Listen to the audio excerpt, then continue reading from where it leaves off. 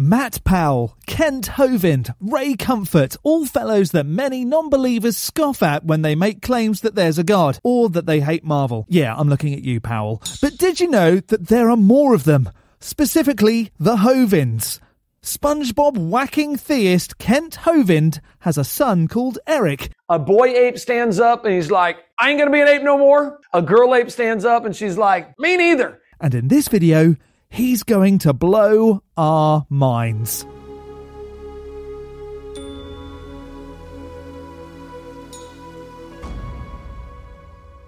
Hello, I'm the Skeptic. I watch videos on YouTube that make extraordinary claims, whether that's flat earth or strange conspiracies, but mostly the claim that a God is real, and then explain why I can't accept their position.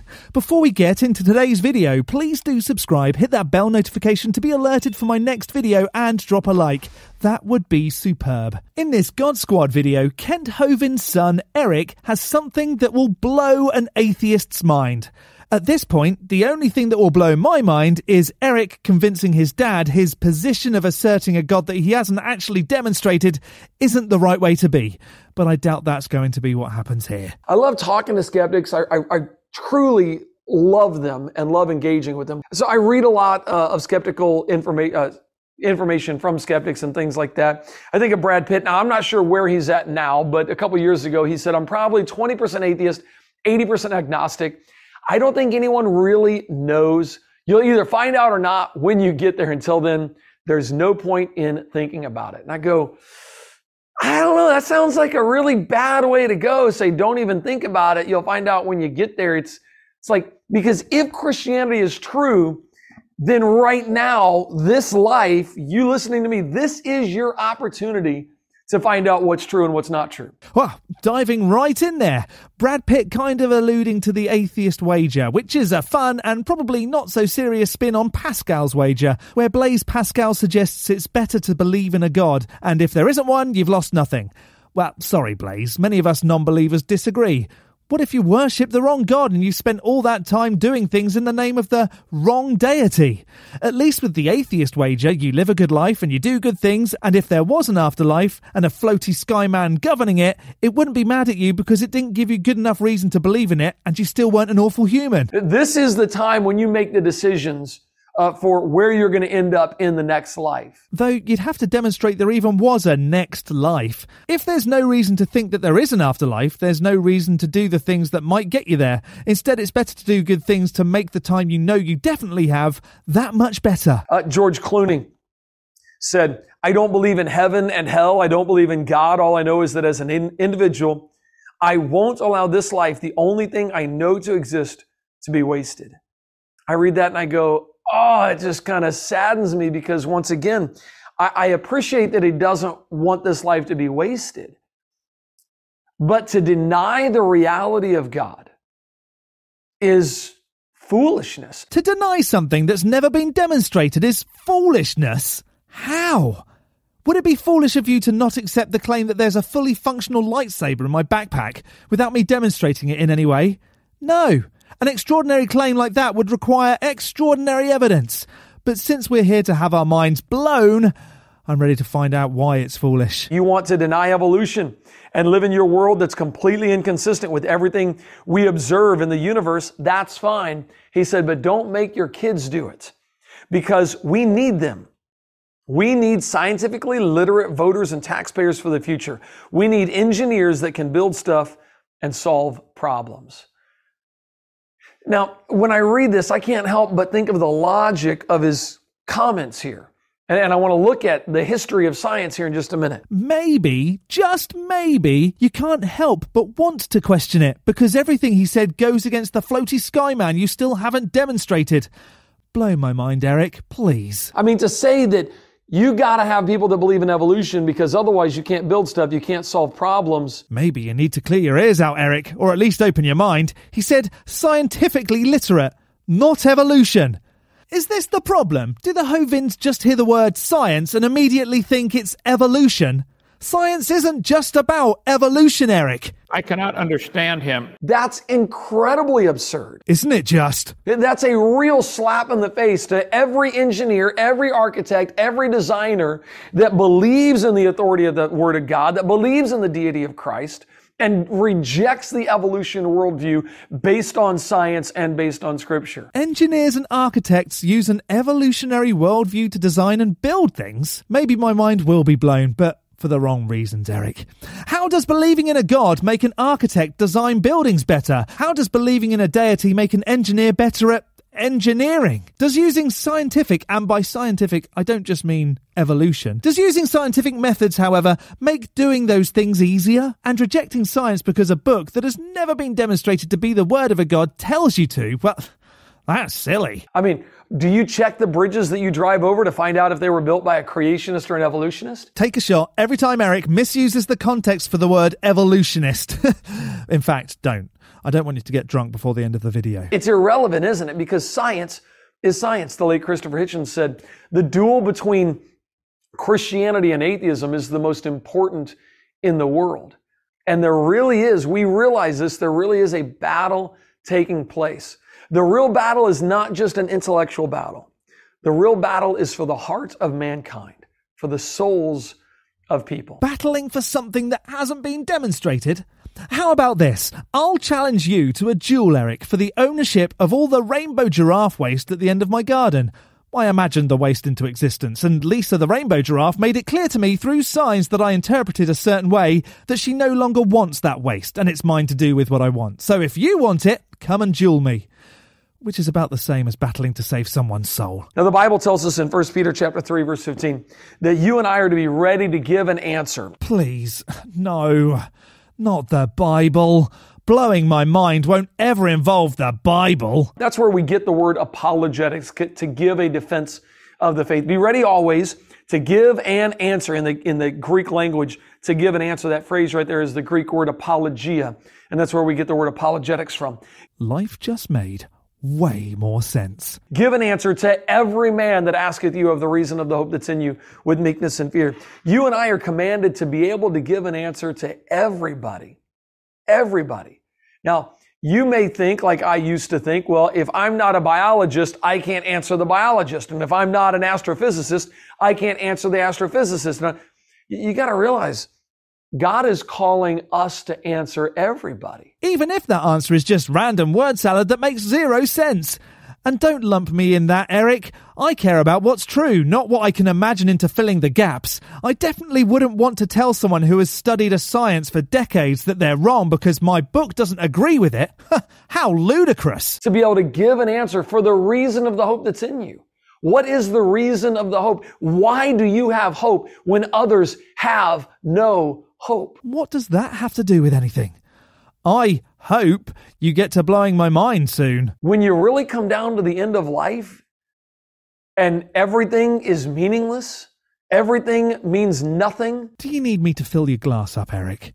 This half-empty approach is depressing. If your life was meaningless after you die, that's your fault for not doing better. I hope that just before I pop my clogs, I can say to whoever is around me, yep, I'm pleased with what I achieved. Now, family, do the best you can and make good choices. Easy. I still don't need a god for that.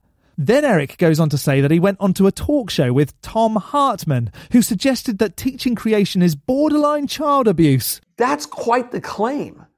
He said, Eric, welcome to the program. And I'm sitting there thinking, wait a minute. I teach creation.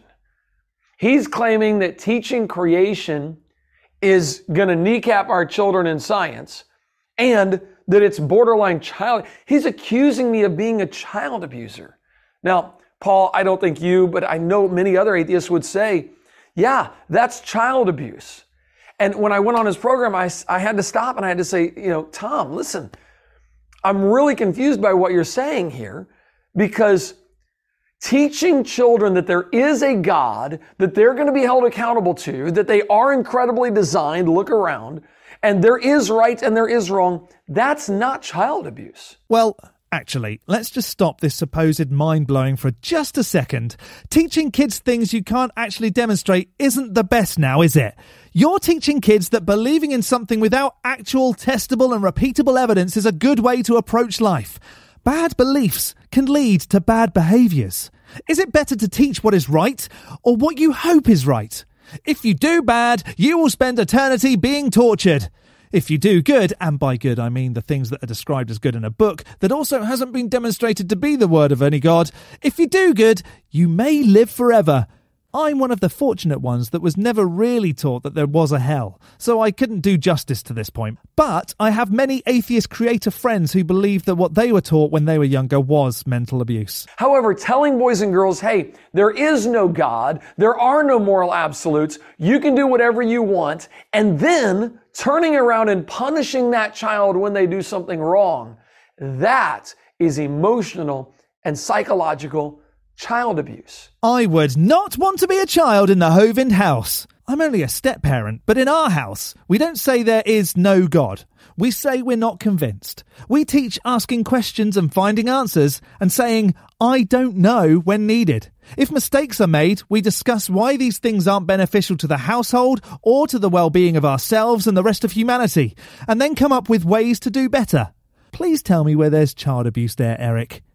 Let's skip ahead to the mind-blowing bit, shall we? You're looking at the same world I'm looking at. We're all looking at the same rocks, the same strata formations. We're all looking at the same world. We're looking at the same DNA. We're looking at the same, things going on, the same history of the world. We're all looking at the same evidence. Only some folks spend years and years of their life working to understand the intricacies, then sharing what they found after spending so much time trying to refute it.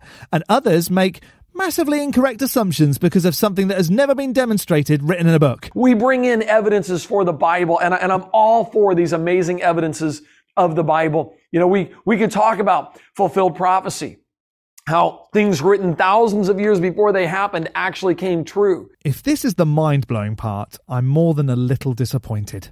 Point to one and demonstrate it. It's so much less impressive if a book that I write today says, I'm going to take my dog for a walk, and then 3 days later I remember what I wrote in the book and make it happen. That's not a prophecy coming true.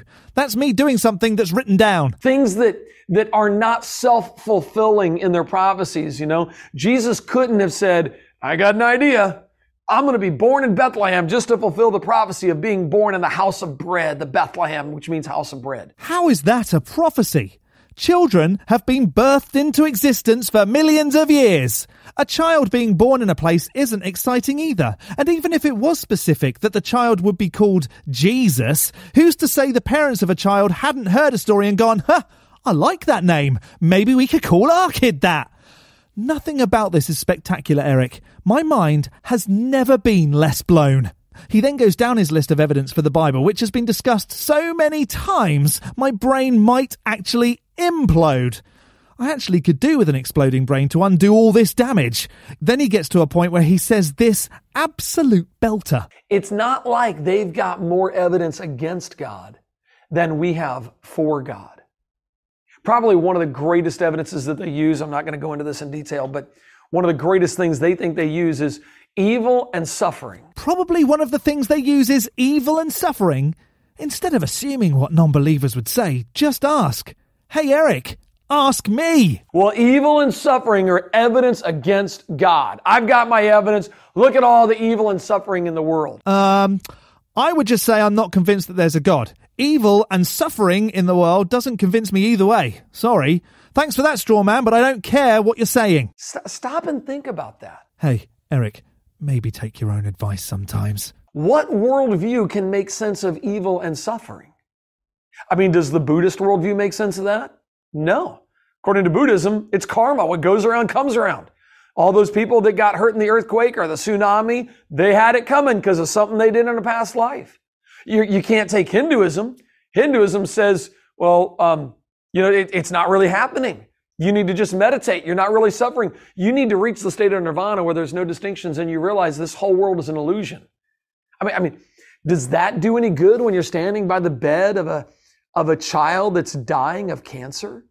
I mean, is that what you say? Hey, it's just an illusion. Or is it better to say a God works in mysterious ways and allowed a kid to get cancer? I'm of the opinion that things happen, but with science, the human race is working to stop certain things from happening where possible. I see no problem with that, and my mind still isn't blown. Do you adopt atheism? Atheism just says, suck it up, man. Life's tough. Yeah, you're a kid and you got cancer. Ha! Sorry, that's the way it goes. Who says that? Does Eric just misrepresent everything? Atheism has nothing to do with accepting when kids get cancer. It's just about not believing in any God claims. However, as someone that does care about the human race, I would be empathetic to the child and their family and be thankful that we do have medicine and technology available thanks to the wonders of, you guessed it, Eric, evolution. Science. You can't have empathy in an atheistic worldview because it's just the way it is. Hey, f*** you, Eric. Don't tell me what I can't do. There's only one worldview that says, oh man, let me tell you the truth. God created a perfect world. And then gave kids cancer. Shut up, Eric. You're embarrassing yourself now. It was beautiful. No sin, no death, no suffering. But then man came in and destroyed God's perfect creation. And if that God was real, that God apparently created humans in its own image, that clearly being destructive and murderous, and knew that humans would behave that way, because of omniscience and stuff, and did nothing to stop it, other than threat eternal torture. Sorry, Eric, my mind has never been less explosive than it has now, and I watched the 1968 Planet of the Apes. Damn you! God damn you all to hell! He then goes on to cite Encyclopedia Britannica, and I really think this is going to be the mind-blowing bit. I mean, we've waited long enough. The current world population of 8 billion started approximately 4,400 years ago. Now, I think that's kind of interesting because according to the Bible, there was a flood 4,400 years ago, and 8 people survived, and they would have repopulated the world. So I think it is kind of interesting. Now look at this from a secular perspective. In a secular textbook or in secular studies, they would show the human population. It would trace backwards into the past accurately, but then instead of tapering off to nothing, I don't know if you can read it. The screen's kind of small there. I'll show you what it says here. It says this is 4,000 BC. This is 5,000 BC, right here where it should taper off to nothing. 6,000 BC, 7,000 BC, 500,000 years ago. They just went from 7,000 to 500,000 and basically said, we maintained a tiny human population for hundreds of thousands of years. That's impossible. Even the Population Reference Bureau does something similar. They start off here and they go backwards to where it should taper off to nothing, somewhere right in here. And they go 5,000, 6,000, 7,000. 2 to 5 million years ago is what that says right there. 2 to 5 million years ago. Guys, you cannot maintain a tiny human population for millions of years. Genetically, that's impossible. Genetics show that that cannot happen. You can't maintain a tiny human population for hundreds of thousands or millions of years. We should have reached this point way back in here. We would have had an exponential growth curve long before modern time, long before this last couple hundred years of Earth's history. At the time of Christ, there was only 250 million people alive. Encyclopedia Britannica actually did a study on this, and they said, let's just use the mathematics. And I won't read this, but I'll tell you basically what they said. If you want to pause screen and try to make that out, you can. Here's basically what they said. The current population growth rate, this was done a little after 2000, and the population growth rate was 1.7%. Today, the human population growth rate is 1.1%. So we've slowed down. It's actually getting to a dangerous level. It's not a good thing that we are not having enough children to repopulate and actually grow the human population. That's a whole nother problem. Is it?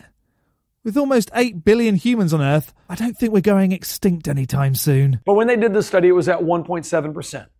They said, let's just suppose that we start 1 million years ago with the first 2 humans. Hang on, what? What 2 humans?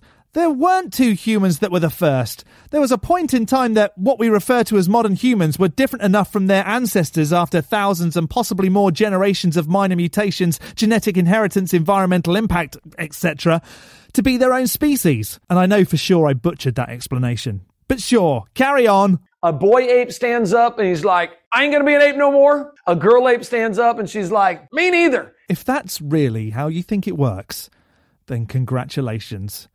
You really have blown my mind. My mind is blown at how ridiculous this whole thing is, and how you can't even grasp the absolute basics of evolution. At this point, I don't really care what else you have to say, Eric.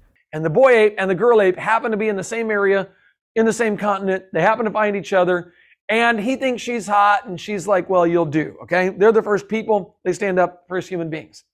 Well, they're going to have children, and they're going to multiply and replenish the earth. They're going to fill the earth.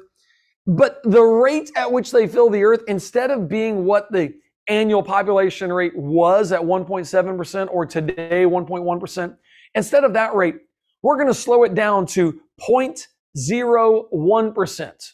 So 170th of what it actually was when they did this study, or 100th of what it is today. Tiny human population growth rate.